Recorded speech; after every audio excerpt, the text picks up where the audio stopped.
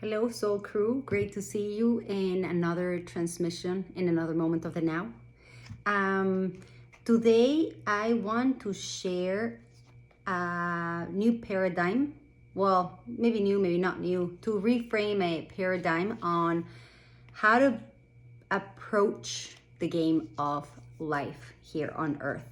So let's start with the thought, what if Earth was the last level of hell and the first level of heaven? How would you play out your life?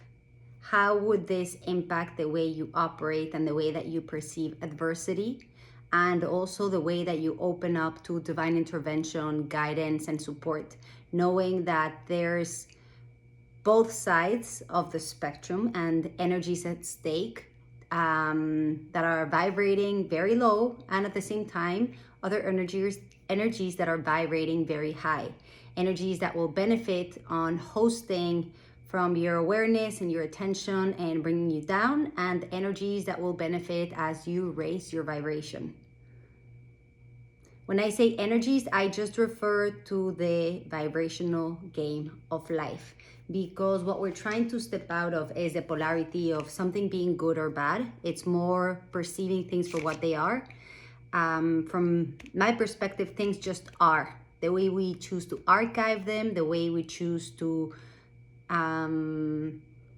perceive them determines the way they impact us. So things just are, and then however I put it on my books will determine if it is towards the evolution of my soul and it provides lessons or learnings, or if it's going to be a life sentence, right? Mistakes are lessons, not life sentences, and it's up to us to navigate tough situations and understand that there's a learning curve, or that there's a lesson around it, or even sometimes the lesson is to learn how to let go of control. Instead of ruminating on why you, why me, why this again. Because if we're looping on certain circumstances, it's because we're probably ready to level up, and that looks like changing from within, changing the way we approach the situation so that we can bring forth a different outcome. So just playing by that, how would you play out your life if you knew that you're in between these planes, in between having all of the excuses and the reasons to misbehave and to behave poorly, and also the capacity to choose to do better, to operate better, to bring out the best out of adversity? Understanding that on this plane, you have the privilege to train yourself into higher moral grounds. You have the fortune and the choice to choose to do better for yourself, because some of the tough truths, at least that I have come to discover, is that nobody's responsible for your own happiness. Nobody's responsible for your well-being. Nobody will care for you or about you as much as you do yourself. And if so, when it comes to shove, nobody's going to come to save you. Because if for whatever reason we each had to save ourselves, we can't save other people. But if everybody saves themselves, then we can all evolve. And this doesn't mean that we don't help each other, that we don't stretch out. But when it comes to shove, it's your oxygen mask first, and then you help those around you.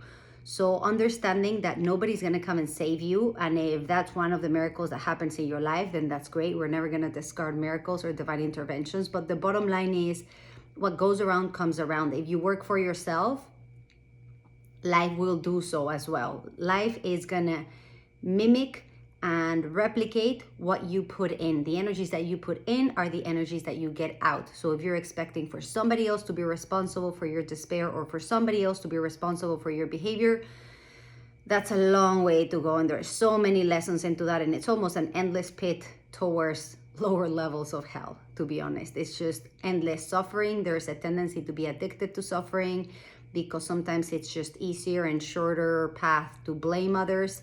And redeeming yourself is not for the faint of heart. But I know that's why you're here, because you're one of the ones willing to put in the work and having the courage to look into the possibilities of evolving. And that's why we're here. It's soul strength. This is like a soul dojo where we train ourselves, and even if we fall, we learn from the fall, and we make the most out of it in order to keep raising our vibration. What does this mean?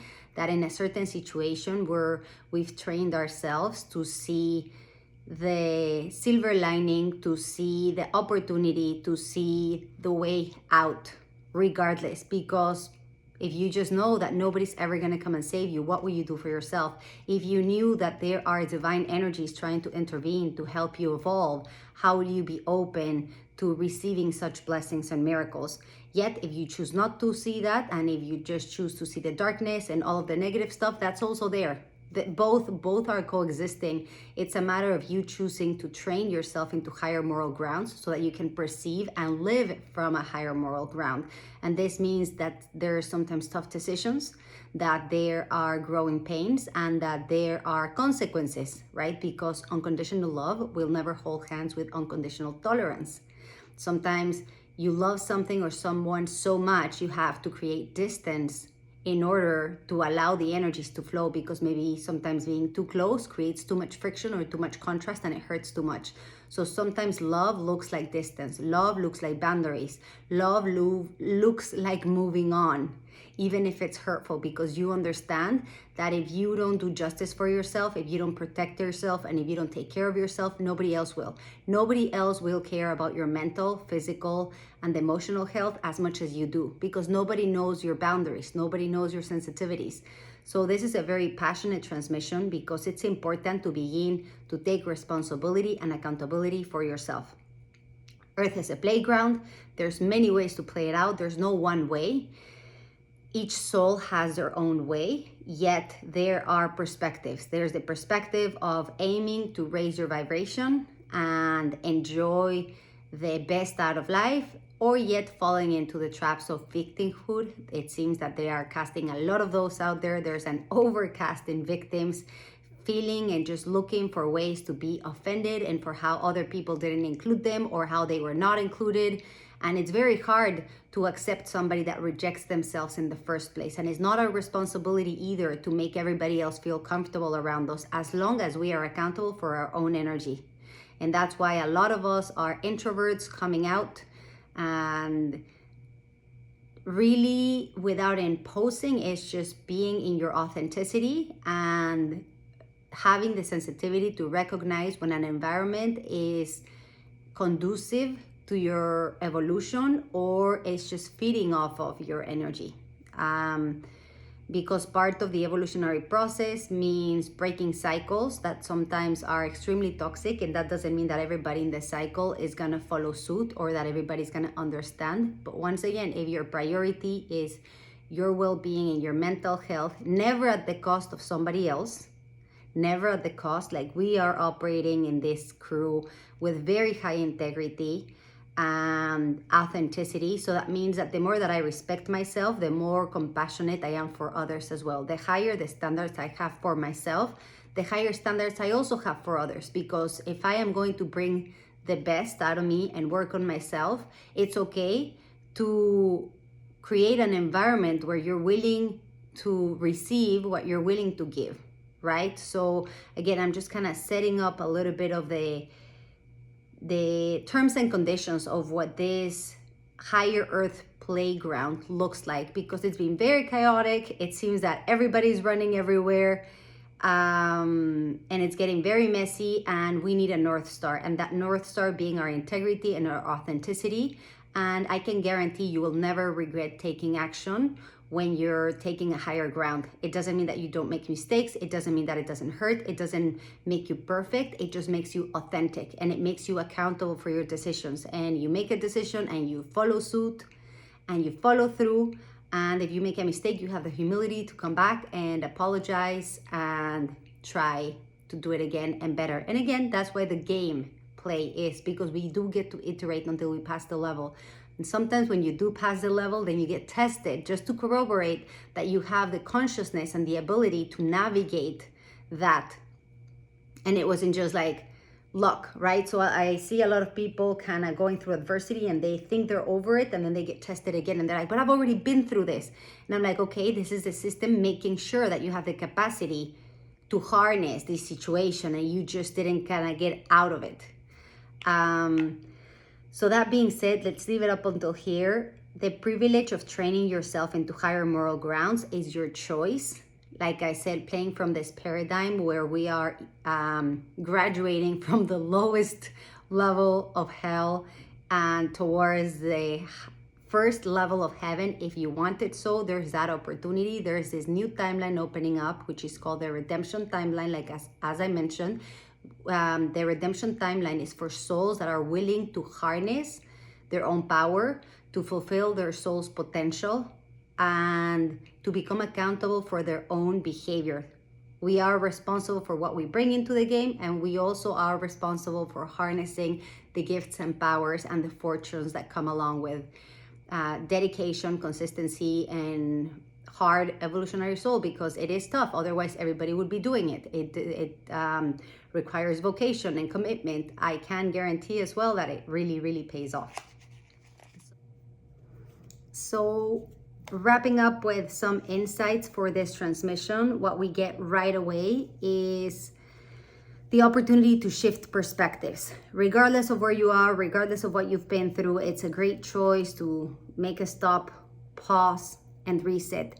And by resetting, it means that we're open to shifting our perspective 180, even going like whatever seemed upside down, we turn it around and we begin to detach from expectations, from where we thought we were going, how we expected things to look like, and we just really open up to the opportunity of everything that we've been working for to come our way, maybe in ways that we didn't expect them to. So it's like a vibrational remuneration or redemption rather than a literal one. Like freedom may not look the way you thought it would, but when you tap into yourself, you can feel the freedom.